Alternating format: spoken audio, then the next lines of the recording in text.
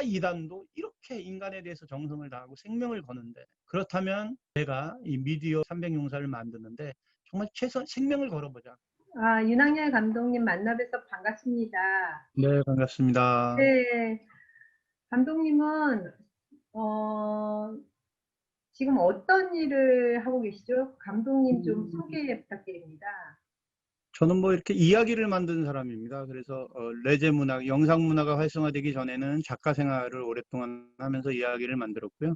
그래서 시곡 연극 대본을 쓰는, 이제 동아일보 신춘문예로 등단해서 연극 대본을 쓰다가 방송국이 만들어져서 방송 작가, 코미디 작가 생활을 한 십몇 년 이상 했고요. 2002년도에 이제 영화 감독으로 또 이제 좀 확장됐죠. 일하는 범위가 확장돼서 글을 쓰고 영화를 만드는 일을 지금 올해까지 한 33년 된 것 같아요. 네, 이런 일을 하고 있습니다. 그럼 2002년도에 처음 감독을 맡은 영화가 어떤 영화였죠? 오해피디라고 장나라란 배우가 가장 이제 핫했을 때 아주 운 좋게 그때 당시는 이제 글을 쓰는 코미디 작가는 이제 감독이 되는 그러한 것들이 유행됐던 시점이었어요. 엽기적 그녀라는 인터넷 소설이 성공하고 난 이후로 코미디를 쓸 수 있는 라이터가 디렉터가 될 수 있는 그런 것들이 유행했던 그 시절에 정말 능력에 비해서 정말 일천하게 그냥 무임승차를 하다시피 해서 감독이 엄격결에 됐죠. 아이, 너무 겸손하시네요. 아닙니다. 아닙니다. 사실 장나라란 배우는 저도 굉장히 좋아하는데, 그 오해 PD가 저도 봤어요.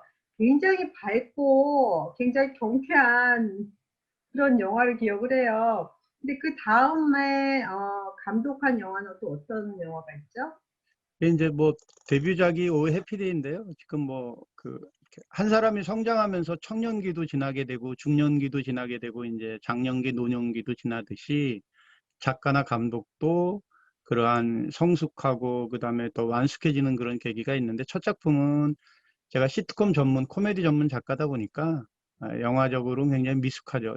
스토리텔링에 좀 중점을 뒀고 시류에 좀 중점을 둬서 굉장히 이제 부족한 작품이었고, 그 이후로부터는 제 시점이 좀 이렇게, 제가 이제 코미디 전문 작가로 살아왔는데 그 이후로부터는 사람에 대해서 관심을 좀 두기 시작을 해서 음, 그 우리 일상생활의 삶에 관계가 되는 그런 영화들. 그래서 뭐 그 뒤로 뭐 풀빵 엄마라는 작품도 있었고요.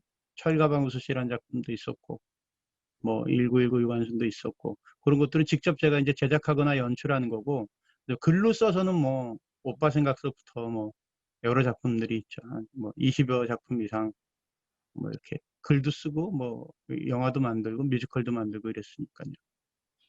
근데 첫 작품은 오해 PD는 굉장히 코믹하고 경쾌한 그런 영화인데, 그 다음 작품으로는 사회적 인권 문제를 다룬 작품을 주로 만드신 거 맞나요?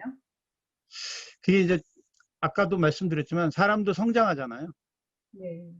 사람도 성장하고 어느 부분 이제 내 중심에서 일정 부분 타인의 삶에 대한 관찰, 그냥 보거나 흘끔 보지 않고 자세히 보는 시선, 이런 것들이 만들어지는 것 같아요.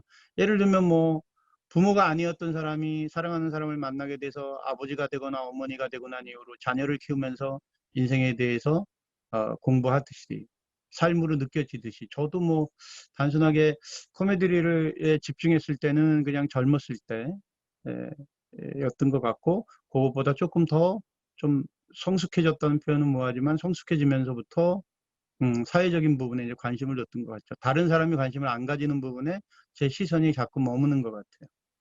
음. 그 감독님은 언제 신앙을 갖게 되셨죠? 저는 뭐 2008년도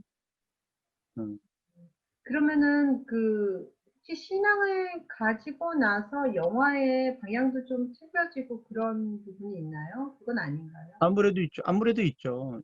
이 삶의 터닝 포인트인데, 그냥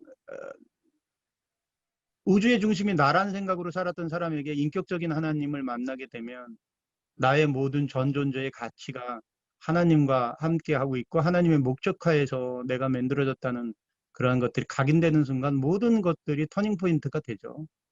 음. 음, 그 어떤 것도 내 스스로 되는 것이 없음을 이제 인지하게 되는 순간 삶은 놀랍게 변화되죠. 음, 그러니까 닉 부이치치 같이 이렇게 몸이 불편하셨던 분이 자기의 탄생에 대해서 불행하고 그렇게 안 좋은 생각으로 성장하다가 소년기 때 인격적인 하나님을 만나게 되면 환경이 변화되는 건 없지만 그 환경을 대하는 그 사람의 자세가 바뀌어지게 됨으로써 불편한 몸이 하나님의 도구가 돼서 치유사역자로 삶을 살아가듯이 어떻게 하나님을 만나느냐에 따라 삶은 정말로 변화되죠. 감독님의 작품 중에서 가장 애착이 되는 작품은 어떤 거죠? 감독에게 작품은 매번 애착이 되는데요. 뭐 철가방 우수시라는 작품이 좀 남다르죠. 철가방 우수시라는 작품은 뭐 최수종 배우서부터 시작해서 뭐 그룹 부활의 김태원 가수가 음악을 재능 기부하고 최수종 배우는 연기를 재능 기부하고 소설가 이해수 선생님은 타이틀을 재능 기부하고 그밖에 뭐 김수미 선생님도 재능 기부하고 모든 전 한 95% 이상이 되는 분들이 재능 기부로 또 배급까지 재능 기부로 만들어진 그러니까 전과 오범에 82만 원을 받는 자장면 배달부가 그렇게 불행한 삶을 살다가 교도소에서 하나님을 만났는데 어떻게 삶이 바뀌게 됐는지 그리고 그분이 그 배달을 하다가 돌아가시게 됐고 돌아가시고 난 뒤에서야 그분이 그 82만 원의 봉급을 가지고 아프리카 소년까지 합쳐서 5명의 아이를 7년 동안 도네이션 했다는 비밀이 밝혀지게 되고 누가 누구를 돕는다는 것은 물질이 많고 공부를 많이 하고 사회적 환경이 높은 사람만 돕는 게 아니라 정말 상처나 아픔을 가진 사람이 스스로 자기 뒤를 돌아볼 때 진정한 나눔이 이루어진다는 뭐 한국 사회에서 도네이션의 어떤 그 방향성을 삶으로 뭐 이렇게 제시했던 그런 계기가 되는 작품 그 작품이 좀 가장 또 남다르죠. 음, 다 의미가 있습니다. 뭐 재작년에 만든 1919 유관순 같은 경우는 우리 몰랐단 말이에요. 유관순 열사만 알고 있지 일제강점기 때 8호 감방 안에 11명의 여성 독립운동가가 있는데 그들이 다 기독교인이었다. 눈을 앞을 못 보던 시각장애인서부터 시작해서 만삭의 임산부, 기생, 뭐 농부의 딸, 응? 그 시대에 살았던 기독교인 중에서 성령세를 받은 여성 기독교인은 조국을 위해서 생명을 바쳤다. 이런 거 정말 막 이야기만 들어도 심장이 뛰지 않습니까? 그런데 후대가 모르니까 우리 청년들이 모르니까 가르쳐 주지 않으면 역사를 알 수 없으니까 누군가는 또 외쳐야 되죠. 저는 그런 걸 보게 되면 이렇게 심장이 뛰는 것 같아요. 차별금지법도 그래서 또 만들게 되는 거고요. 그러니까 저도 그러니까 감독님을 처음 뵀을 때 저희 애틀란타 한인교회 영화 상영회를 오셨었잖아요. 근데 그때 제가 감독님한테 질문했었어요. 1919 유관순이 왜 기독교랑 무슨 상관이 있죠? 저도 그랬었어요. 저도 몰랐었어요. 맞습니다. 예. 네, 맞아요. 그리고 감독님 지금 또 어떤 큰 비전을 가지고 지금 추진하고 계신 일이 있다고 들었어요. 좀 말씀해 주세요. 그 성경에 사도 바울께서 유럽을 복음화시킬 수 있었던 이유는 로마 시민권이거든요. 그런데 지금은 복음의 도구가 미디어입니다. 빛과 도구, 빛과 어둠의 이제 도구가 되고 있는 게 미디어인데요. 그래서 지금 차별금지법 제정을 반대라기보다는 이제 차별금지법이 통과되고 난 뒤에 우리의 삶이 어떻게 변화되는지를 그린 이브 패밀리라는 작품을 지금 만들고 있습니다. 유튜브 영화인데요. 인간 스스로 남자가 남자, 여자가 여자, 또 그 이외에 남성, 여성 이외에 다른 성들을 스스로 인간이, 그러니까 사람들이 인권이라는 이유로 선택할 수 있는 권리, 그 권리가 낳게 될 부작용, 이런 것들 좀 그리고 있는 영화입니다. 음, 근데 이프 패밀리는 그러니까 매달 이렇게 만들어지는 건가요? 아니면 어떻게? 지금 이제 그 코로나 팬데믹으로 영화 드라마계의 그 유통 질서가 변화됐어요. 저희 쪽도. 그래서 더 이상 대규모 관객이 에, 밀폐되어 있는 공간에서 영화를 보는 시대에서 이제는 개인화되어 있는 넷플릭스 같은 멀티플렉스를 이용한 혹은 유튜버 또 이제 너무나 다 이제 개인 미디어 시대니까 너튜브라고도 하죠. 유튜브로 모든 영상 매체가 소구되고 소통되는 시대를 맞이하고 있습니다. 그래서 저도 이 이프 패밀리라는 작품은 유튜브용으로 만들고 있고요. 유튜브용으로 만들다 보니까 일단은 듀레이션, 그 작품의 기승전결 구조를 가진 길이가 굉장히 짧아야 되고요. 그다음에 피드백이 빨라야 됩니다. 그래서 29초짜리 3개, 59초짜리 2개, 3분짜리 4개, 8분짜리 2개 이렇게 총 11개씩 매달 이제 만들어낼 예정입니다. 그럼 한편으로는 이게 그 기독교인들을 좀 그러니까 사람들을 좀 일깨우는 공익 광고와 같은 그런 역할을 하신다는 말씀인가요? 그러니까 그 29초나 59초짜리는 공익 광고나 혹은 또 캠페인적인 특성이 있고요. 3분짜리는 그거보다는 좀 극대화된 스토리라인의 방점이 있고요. 8분짜리 2개 같은 경우에는 나중에 이제 이 시즌이 6시즌까지 가게 되면 96분이 되거든요. 그럼 그건 이제 합쳐져서 하나의 이제 장편 영화로 이제 만들어지는 거죠. 지금 아마 기자님은 미국에 계셔서 이 유튜버 시스템에 대해서 국내에서 어떤 것들이 지금 만들어지고 있는지 잘 이제 현실감이 없으실 거예요. 이렇게 다양화되지 않으면 세대적 소구력이 떨어집니다. 좀 말씀해 주세요. 어떻게 지금 한국에서는 어떻게 다양한 짤톡이라고 해서 굉장히 짧은 영상들로 어, 이게 좀 뭐 좀 복잡하긴 한데요. 좀 얘기를 해주세요. 미주에 있는 좀 촌사람들 아니 알고. 뭐 대중작품이라는 게 결국 수용자에게, 독자나 시청자들에게 예술가가 자기의 생각이나 어떠한 가치를 그 예술 행위를 통해서 알리는 거잖아요. 가수는 노래를 부를 것이고, 뭐 영화 만든 사람은 영화를 만들 건데, 그 호흡의 길이가, 즉 그것들을 소구하는 소비 계층의 패턴이 달라졌다는 거죠. 이제는 극장까지 찾아가서 1시간 반 되는 어둠컴컴한 곳에 가서 1시간 반 되는 영화를 즐기는 세대가 아닌 세대로 이제 변화됐습니다. 점점 개인화되고, 그다음에 이게 유튜브와 관련되거나 인터넷과 관련돼서 스스로 자기의 상영관을 갖고 있는 개념이죠. 그죠? 지금 뭐 핸드폰도 사용하죠. 지금 좀 더 우리가 지금 1대1 소통기구로 지금 이렇게 먼 곳에 계신 기자님과 이야기를 나누잖아요. 그래서 이런 매체는 일단 스크린 사이즈가 작고 또 굉장히 정보량이 직접적이고 스피드해야 됩니다. 그러다 보니까 이런 매체 사이즈에 맞는 스토리 라인들이 만들어지죠. 그러니까 더 좀 말씀드리면 더 자극적이고 더 정보 친화력적입니다.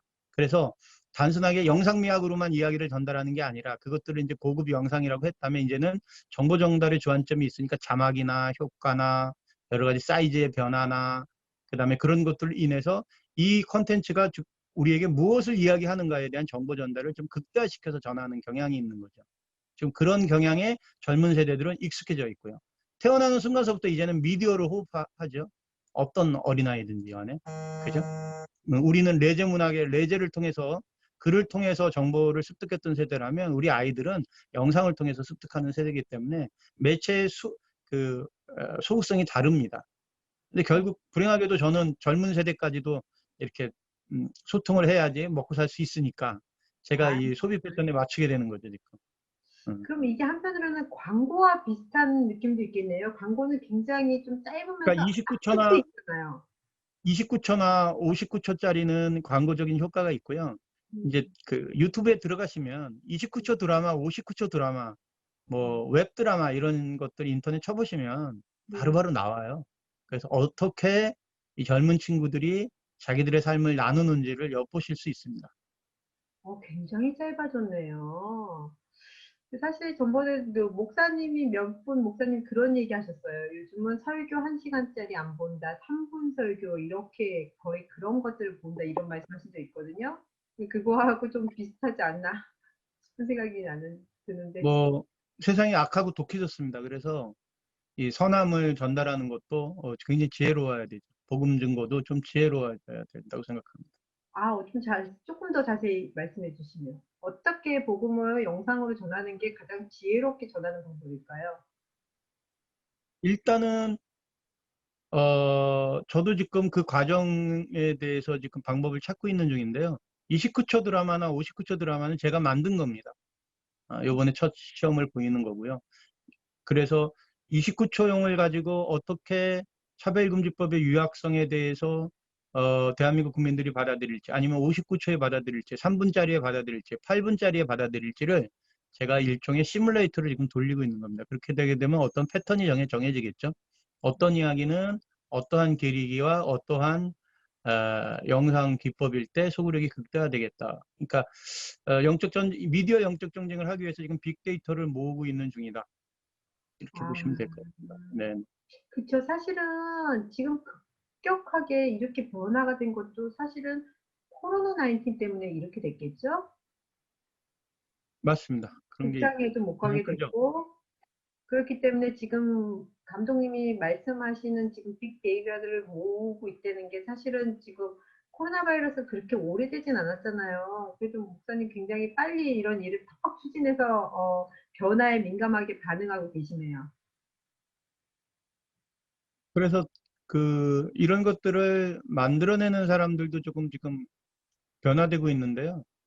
옛날이 아니라 불과 코로나가 19가 있기 전까지만 해도 영화 촬영 현장에는 촬영 감독이 있어야 되고 조명 감독이 있어야 되고 분장, 헤어, 그다음에 편집, 동시녹음, 또 연출자, 작가 이렇게 여러 분야로 분업화가 돼 있고 이것이 하나가 합쳐지는 종합예술의 행태였다면 이제는 미국 교포사회 작은 방송국들은 이제 혼자서 여러 가지 역할들을 다 해오셨잖아요. 그것과 똑같이 이제 한국 영화계도 1인 멀티 시대가 이제 도래할 것 같습니다. 그래서 본인이 찍고 편집하고 글을 쓰고 이렇게 자기의 스토리를 창출해내는 그런 시대로 전환되지 않으면 시장이 지금 붕괴됐거든요. 만들어도 보여줄 시장이 존재하지 않는 거예요.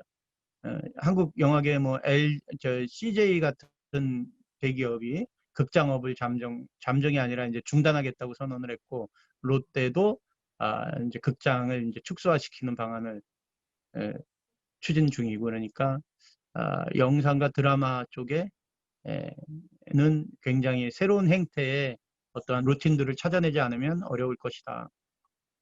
음, 이렇게 생각합니다. 그러면 또 감독님이 요즘 청년 영상 선교사를 지금 목양할 계획을 가지고 계시다고 하는데 거기에 대해서 좀 많이 알고 싶어요. 이게 이번에 이제 이프 패밀리라는 걸 만들려다 보니까 믿음이 신앙생활을 갖고 계신 분은 기능이 부족하고요. 기능이 높으신 분은 신앙이 없으세요. 그런데 저는 이제 하나님을 매년 깊게 만날 때마다 촬영 현장이 예배가 되면 얼마나 하나님이 기뻐하실까. 한 컷 한 컷 찍을 때마다 그것이 찬양이 되고 예배가 되면 하나님이 얼마나 기뻐하실까. 왜 기뻐하시냐면 전 세계에 그런 환경이 없거든요. 한국이나 또는 다른 데서는 한국은 이제 되게 이제 고살 지낸다고 그러잖아요. 그래서 토속신이나 샤먼한테 절을 하고 그리고 이런 촬영 현장이 욕망이 오고 가는 현장이기 때문에 또 스토리 자체도 그러하고 예를 들면 그냥 엄마 없는 하늘 아래라는 영화보다는 간통을 기다리는 여자 이런 제목이 훨씬 더 후킹이 되고 소구력이 있고 그런 스토리의 그런 영화의 그 촬영 현장의 욕망이 막 서로 미워하고 자기의 실수를 덮으려는 그런 것들도 있고 끝나고 난 다음에 음주 문화 또 문란한 또 음란 이런 것들이 그러고 난 다음에 그 다음날 또 모인단 말이에요. 그것도 이제 촬영이 끝나고 난 다음에 이제 도박 노름을 하는 경우도 있고 또 기독교 정신이 있는 영화라고 해도 신앙이 확실하게 있지 않으면 기름 부음이 없으면 끝나고 난 다음에 다 목축이자 오늘 일이 과했으니까 맥주 한 잔 어때 그러고 뻘개진 얼굴로 밤새 술 먹고 그 다음날 또 현장을 나온단 말이에요. 이게 전 너무나 부끄럽고 싫은 거예요. 제가 신앙인으로서 너무 싫은 거예요 이게. 그래서 촬영 현장이 예배가 되면 얼마나 하나님이 기뻐하실까. 촬영 현장이 정말 찬양하는 자리가 되면 그래서 우리 작품에 출연하는 분들이 만약에 상처가 있거나 다른 사람에게 말 못할 어떤 아픔이 있거나 혹은 어려움이 처해 있는 분이 촬영 현장 와서 인격적인 하나님만의 은혜 받고 치유가 되는 그런 촬영 현장은 될 수 없을까? 연기자든 스텝이든 이런 생각을 하게 되죠. 실제로 또 그런 일이 벌어지게 되면 나 그 촬영 현장 그 팀에 꼭 가고 싶게 해줘. 나 거기 가서 하나님 만날래. 정말 촬영이 예배가 되는 그런 작품일 때 그런 사람들이 예배를 드리면서 찬양을 하면서 만들어진 작품은 분명히 기름 부음이 좀 흐르고 성령의 어떠하심이 계시다고 생각하거든요. 그래서 말로만 기독교 영화를 만든다 그러고 전체 스텝이나 뒤를 돌보지 않았던 것 또 제가 몰랐기 때문이거든요. 이것이 정말 산 제사로 하나님께 바쳐지는 것이라면 조금 더 경계해야 되고 준비해야 될 것이 있겠다. 그것이 사람과 관련돼 있는 부분이구나. 당연한 건데 이제 몰랐고요. 또 제가 부족해서 그랬던 거고, 그러다 보니까 사람을 목양해야 되겠다. 청년을 목양해야 되겠다. 그래서 기독교 청년 중에 이런 영상 쪽에 관심 있는 친구들을, 이건 뭐 비전 선포이기도 한데, 4박 5일 동안, 그러니까 대한민국 최고의 이제 교수진이죠. 뭐 글은 제가 가르치고, 뭐 촬영, 편집, 동시녹음, 그 분장 미술, 헤어, 이런 모든 것까지 해서 한 7명에서 12분의 그 분야의 최고 교수님들이 선발된 학생, 목사님이 추천해준 그런 학생들을 4박 5일 동안 뭐 해병대 캠프 같이 들어가서 육체적인 어려움을 같이 나누고, 교수랑 학생이, 그리고 선생님도 109절 이상 성경을 암송해야 되고 학생도 109절 이상 암송해야 되고, 그래서 그걸 통과된 학생들만 아침에 6시간, 저녁에 6시간, 12시간, 뭐 오전에 편집 3시간, 촬영 3시간, 스토리 작법 오후에 3시간, 그 다음에 동시녹음 3시간, 이렇게 해서 6개월 동안 정말 전인격적으로 이 미디어와 관련돼 있는 그러한 모든 트루기를 다 이제 소화할 수 있게, 이런 청년들을 정말 생명을 걸고 교수진들한테 당신의 삶의 신앙인으로서의 마지막 상급이다. 하나님은 얼마나 기뻐하시겠냐. 영상 미디어 사역자 한 제자가 양육돼서 전 세계 사람들의 마음을 지켜낼 수 있다면, 예를 들면 뭐 하나님을 믿는 사람은 아니지만 봉준호 감독이 만든 기생충이라는 그런 좀 진보적 성향의 영화가 전 세계에 얼마나 큰 영향을 미쳐줬습니까? 그런 것처럼 우리도 그런 청년을 목양해야 되겠다. 말로만 지금 그러는 게 아니라, 문화가 중요하다고 얼마나 많은 지도자들이 외쳐요. 근데 실질적으로 활동가를 키워내는 지도자가 누가 있습니까? 그래서 할 수 없이 저라도, 제가 정말로 부족하지만 나라도 나서서 후대를 키워야 되겠다. 미디어 선교사, 미디어 사역자를 키워야 되겠다. 이것이 잠언서 4장 23절에 무릇 지켜야 할 것 중에 더욱 내 마음을 지켜라. 생명의 근원이 여기서 남이라고 그랬는데, 이 마음을 지키고 생명을 지키려면 미디어를 잘 활용할 수 있는 그러한 용사를 만들어내야 됩니다. 왜냐하면 미디어가 사람의 마음을 뺏어가는 시대이기 때문에. 그래서 청년 목양을 지금 선포하고 준비하고 있습니다. 맞아요. 사실 그 미디어가 예전부터 사실은 굉장히 막 악하고, 말씀하셨듯이 불륜이라든지 그런 얘기 아니면 잘 안 보잖아요. 사실 악한 게 굉장히 많이 들어가 있잖아요. 그리고 뭐 사실은 기독교 영화고 이러면은 잘 안 보는 것도 많았고요. 관심 없고. 근데 그거를 숫자를 300명으로 이렇게 제한한 특별한 이유가 있으신가요? 300명은 궁극적인 목표고요. 네. 아마 일기 중에서는 몇 명이 들어올지 모르겠습니다. 이게 지금 들어오는 게 중요한 게 아니라 만들어져서 이수되는 게 중요하고요. 굉장히 그러니까 한 기에 한두 명이라도 완전한 기독교인, 뭐 제가 완전하게 목용할 수는 없지만 하나님이 이끌어 주시고 계획하시면 그런 지도자를 만들어내서 6개월 이수하게 되면 3개월, 저희들이 이제 기숙하면서 모든 교육과 그다음에 재정을 다 투여하는 거니까 이제 들어올 때 이제 약속이 있습니다.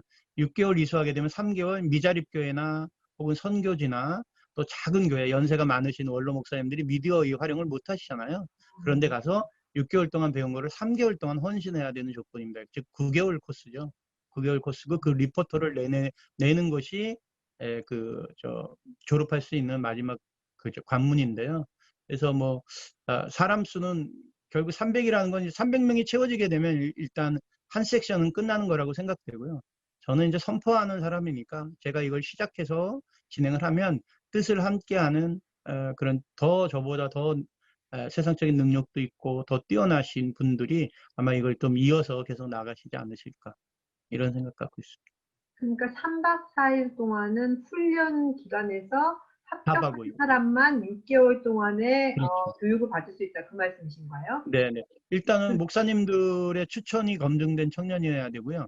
네. 4박 5일 코스를 함께 그걸 해야 되는데, 자, 이것도 왜 지금 이런 계획을 짜게 됐냐면, 대한민국의 올 봄에 이 코로나 팬데믹과 관련돼 있어서, 코로나19와 관련돼 있어서 발생됐던 일 중에 하나가 신천지와 관련돼 있는, 이단 단체인 신천지와 관련돼 있는 그런 일들이었습니다.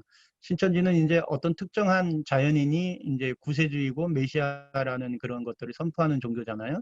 그런데 거기서 목양된 청년들이 4만 명이 지금 나와 있습니다. 나와 있는 이 청년들이 지금 우리의 그 관심권 밖에 있죠. 기성 교단에서는 이 청년들을 목양을 못해요. 못하는 게 아니라 두려워해요. 왜 두려워하는지 아세요? 성경을 209절 이상 암송해요. 그 누구도 다. 이 신천지 청년들. 그쵸. 그리고 이단이 좀 무서워요.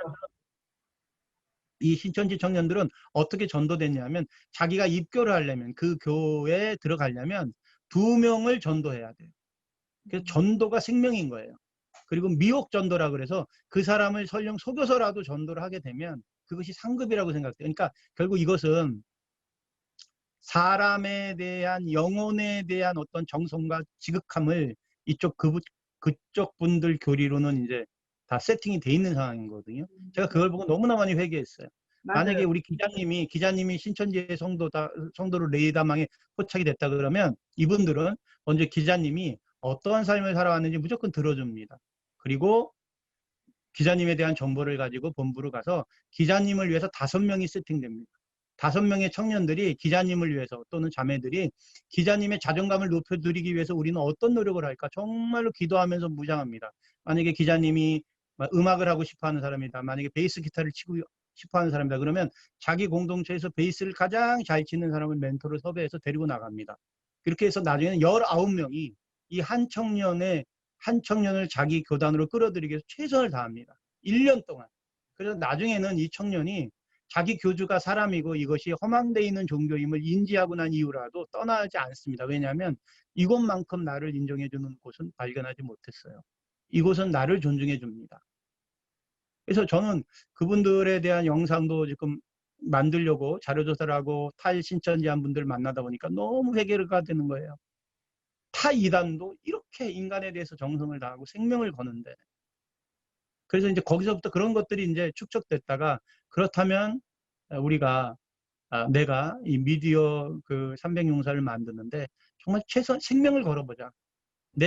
나의 하나님을 내가 만났을 때 하나님이 넌 뭐하다 왔니 이러면 전 다른 건 몰라도 한 청년을 위해서, 한 미디어 사역자를 위해서 제가 하나님께서 주신 모든 것들을 다 한번 이렇게 쏟아부어서 목양을 하려고 노력을 했습니다. 라고 이제 말씀드릴 수 있을까? 그러니까 이런 마음까지 주셔서 이런 것들이 이제 하나로 이제 연계가 돼서 이제 진행을 하게 된 거죠.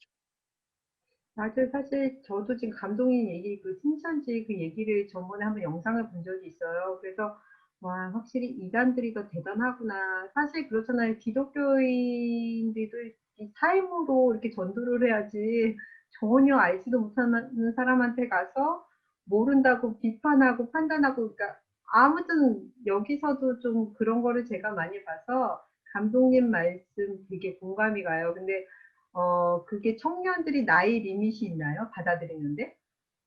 신청을 나이 리밋 하는데? 없습니다. 네. 아, 근데 청년으로 이렇게 딱 돼 있기 때문에 저 여쭤본 거예요. 왜냐하면 제가 이제 66년생이니까 50대 네. 중반인데요. 네. 돌이켜보면, 저 어렸을 때 하나님과 동행하는 삶을 살게 되면 얼마나 삶이 기쁠까. 뭐 그런 마음 때문에 또, 청년은 세상을 바꿀 만한 기회가 저보다는 많잖아요. 청년에 근데 대한 마음. 그러니까 이게, 그러니까 날짜 같은 게 딱 정해져 있고, 그러니까 3박 4일 코스를 이게 지금 완수하면 이게 모든 게 프리로 배울 수가 있는 거죠. 그 대신 끝나고 나서 한 3개월 정도 미자립 교회에 봉사한다는 약속을 하고. 네네, 그렇죠. 그럼 아직 뭐 뭐, 시작을 안 했으니까 내년 네. 봄에 아마 이거 이제 하려면 뭐 강사진의 보안도 있어야 되고, 그 다음에 또 이제 가르칠 만한 공간도 있어야 되고, 지금 이제 목표는 숙식을 하면서 했으면 하는 게 목표인데, 숙식이 안 되면 이제 등태교를 해야 되는데, 그랬을 경우에 이제 집객도가 떨어지니까 세상과 좀 단절된 상태에서 정말로 하나님과 관련돼 있는 미디어 사역자를 목양해야 되겠다는 게 제 사명이니까, 이게 지금 저는 이제 부흥의 시대를 매일 기도하거든요. 음. 하나님이 분명히 부흥을 주실 겁니다. 그리고 대한민국을 사용하실 겁니다. 그런데 그 부흥의 물에 미디어가 반드시 필요합니다. 그 미디어를 청년들이 반드시 필요하기 때문에 이게 연계가 돼 있거든요. 제가 물어본 게 나이가 있냐 물어본 게 저도 안 돼요. 오셔도 됩니다. 뭐. 저도 안 돼요. 지금 좋죠. 그러면. 아니, 근데 교수도 하시면서 학생 하시면 되죠, 뭐.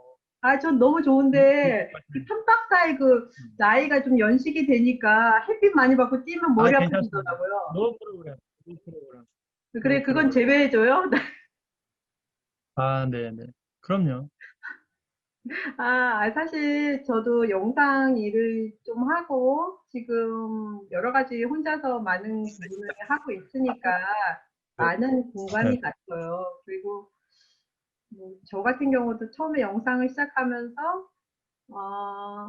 내가 이렇게 좋아하는 일이 있었구나 하는 거를 발견하게 됐고, 그러면서 저는 그때 신앙이 시작한 지 별로 안 됐을 때였어요. 한 1년? 그 정도 됐을 때 그러면서 하나님, 내가 이 영상을 만드는 일로 선교사님을 돕고 싶어요. 이런, 그러니까 막연하게 그냥 기도를 막 했었죠. 내가 좋아하는 일로 이런 일을 하겠다. 왜냐하면 세상의 미디어가 너무 악하다. 내 달란트를 사용을 해서 하나님의 일을 할 때 사용하겠다. 그런 기도를 막연하게 했었어요, 그때. 근데 잊고 있었어요, 계속. 가끔씩 생각은 했지만 잊고 있다가, 요번에 그 감독님의 그 지금 하시는 일, 어떤 일을 추진하신다는 얘기를 살짝 지금 듣고는, 그때 일이 또 특히 생각이 났어요. 그래서 막 울었어요. 같이 해주시면 됩니다. 같이. 같이 아, 하세요, 같이. 그럼요. 네네. 저도 제가 도움이 네. 된다면 언제든지. 그러니까, 아유, 저도, 엄청나게 도움되죠.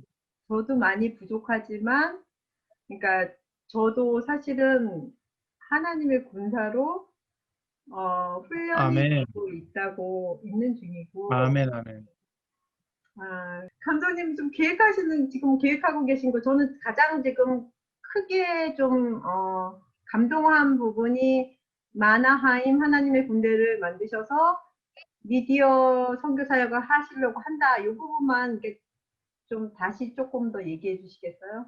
하나님의 계획이 저는 이 민족에게 분명히 있다고 봐요. 그렇지 않으면 미국 다음으로 수많은 그 선교사들이 이 땅에 와서 순교했거든요. 120년 전에. 하나님이 왜 그 수많은 20대의 그 엘리트 옥스퍼드 대학교 또 뭐 하버드 대학교 뭐 영국 미국 또 유럽 권역의 그 수많은 청년들을 한국 땅에 보내서 복음을 증거케 하고 순교케 했을까요? 하나님이 선택하신 민족이기 때문에 그렇거든요. 에, 북한 쪽을 보게 되면 김정일, 김일성의 주체 사상, 즉 태양신이라는 그 종교적 사상만 빼놓고 나면 북한 분들은 아직 때묻지 않았어요. 그리고 순수한 면이 있습니다. 그 주체 사상만 빼면 사람 간의 신뢰도 있고요. 그 다음에 높은 학력을 갖고 있습니다. 북한 주민들이 고학력이고요. 그 다음에 예의가 바르고 그 감수성이나 지적 능력 높으십니다. 이런 분들이 왜 이 말씀 드리냐면 젠더 이데올로기로부터 오염되지 않았습니다. 아직.